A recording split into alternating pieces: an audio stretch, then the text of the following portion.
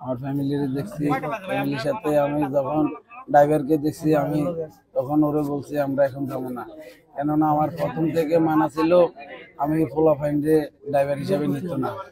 আমার বাপে আমাদের বাজারে বাবলু নামে একজন আছে, তার গাড়ি আছে, সে ফল দোকানদার, তার গাড়ি আছে, সে তার সাথে কত হয়েছে 8,500 টাকা, সে গাড়ি পাঠাইবো মুরব্বী ড্রাইভার তার গাড়ি দিয়ে।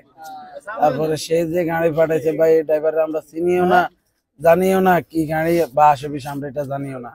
তখন আমি ড্রাইভারে বলতেছি ভাই আমরা এখন যাবো না, আমরা সকালবেলা যাবো, আমরা সকালবেলা যাবো কেন, তোমার যে যে জেনারেশন এই জেনারেশন আমাদের থেকেও কম, আমার থেকেও কম, কি করবো রাস্তার মধ্যে তার কোনো গ্যারান্টি নেই। আমি তার বলতেছি আমরা সকালবেলা যাবো, সে বলতেছে না ভাই আল্লাহ কত হয়েছে আমি যাবো আস্তে আস্তে, সমস্যা নেই।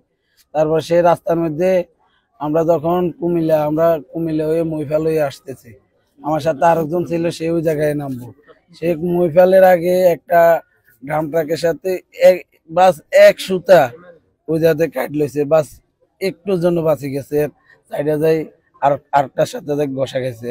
তারপর তার ওই জায়গা থেকে আমরা একটা গ্যাস পাম্প আছে, তেল পাম্প আছে, টাইম না কি কি একটা নাম, ওই জায়গাতে নামার পরে তার বলতেছে তুমি আধা ঘন্টা ঘুমো, আমরা এই যাতে রেস্ট করবো, সমস্যা না, আধা ঘন্টা আমরা ঘুমো, আমার বহুত টাইম আছে, আমরা এখন কোনো বিমানে যাইতেছি না।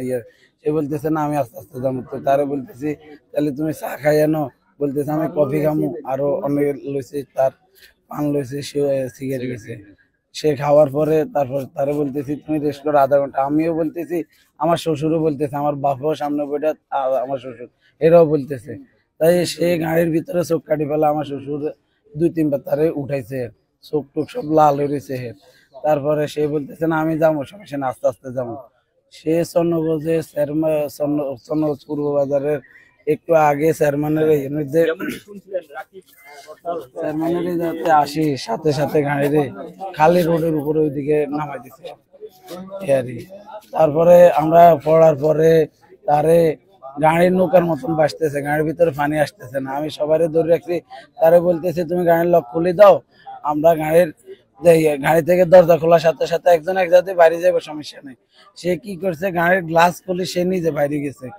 তারপরে আমি এখন নিজে একটা ছোট গ্লাস আছে, আমি হাতে এটা খোলার পরে আমি নিজে বাইরে আসি, এখন আমার ওয়াইফরে টানে, সে তার বাচ্চারে ধরে রাখছে, আমার বড় ভাবিরে টানে, সে তার বাচ্চারে ধরে রাখছে, মেজো ভাবি বাইরে এসে তার বাচ্চা ভিতরে রয়ে গেছে, আমার মারে টানতেছে, আমার মা তার মারে ধরে রাখছে, আমার নানুরে। বাস এই 6 জনটা আমি আর বাইর করতে পারি না, এরা আসেও নাই।